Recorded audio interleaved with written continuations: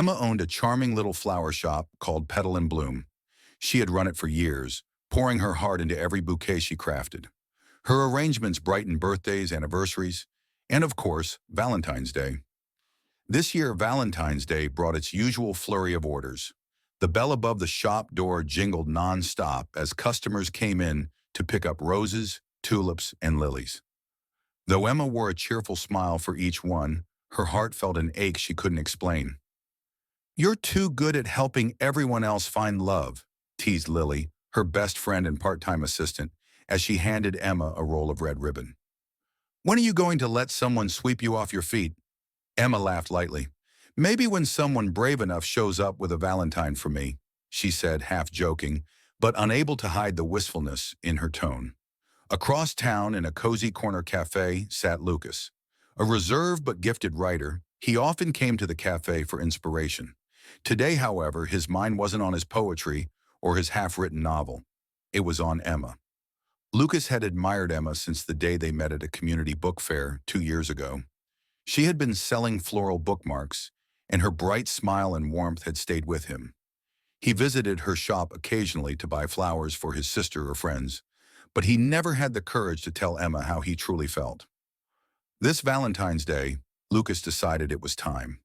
He sat at his favorite table, pen in hand, and began to write. "Dear Emma, every bouquet you craft is like a little piece of magic. You take something simple, petals and stems, and turn it into something extraordinary. Just like you brighten the lives of everyone you meet. Though we've only shared fleeting moments, those moments have stayed with me. I admire your kindness, your passion, and the way you make the world more beautiful. Would you allow me the chance to make you smile the way you've made me smile for so long? Yours, Lucas." Satisfied, Lucas folded the letter and sealed it in a crimson envelope. But as he walked to Emma's flower shop, his nerves crept in.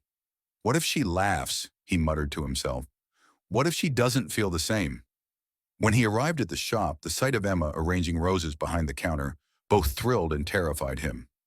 Unable to summon the courage to hand her the letter directly, he placed it under a vase of roses near the register and slipped out unnoticed. Later that evening, as the rush died down, Emma found the envelope while tidying up. Her brow furrowed as she opened it, but as she read Lucas's words, her cheeks flushed a rosy pink. Someone had written her a love letter. Not just anyone, Lucas. She recognized his neat handwriting from a thank you note he had once written when she delivered flowers to his home. Emma's heart raced. She had always admired Lucas's quiet charm and gentle nature, but she had never thought he saw her as more than the town's florist. Now her mind was buzzing with questions. Was he still at the cafe? Should she respond? Gathering her courage, Emma slipped on her coat and tucked the letter into her pocket. She walked briskly to the cafe where Lucas was often found in the evenings. Sure enough, there he was, sitting by the window with a book in his hand and a cup of coffee in front of him. Emma hesitated for a moment, then stepped inside. The bell above the door jingled, and Lucas looked up, startled. When he saw Emma standing there holding his letter, his face turned crimson. "Lucas," she said softly, approaching his table. He stood abruptly, fumbling with his book. "Emma, I didn't mean to make you uncomfortable." "You didn't," she interrupted, a warm smile spreading across her face. "Your letter, it's the most beautiful thing anyone's ever written to me." Lucas blinked, unsure if he had heard her correctly. "You mean that?" Emma nodded, pulling out the letter and holding it to her chest. "You noticed me in a way no one else ever has. I spend so much time creating beauty for others that I didn't think anyone would ever see me." Lucas's shoulders relaxed, and a shy smile tugged at his lips. "How could I not? You've been unforgettable since the moment we met." Emma laughed softly, her nerves melting away. "So, now what, Lucas? What's the next chapter of this story you've started?"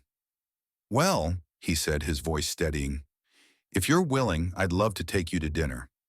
Maybe not tonight. It's Valentine's, and I didn't make a reservation. But tomorrow, or any day you're free." Emma grinned. "Tomorrow sounds perfect."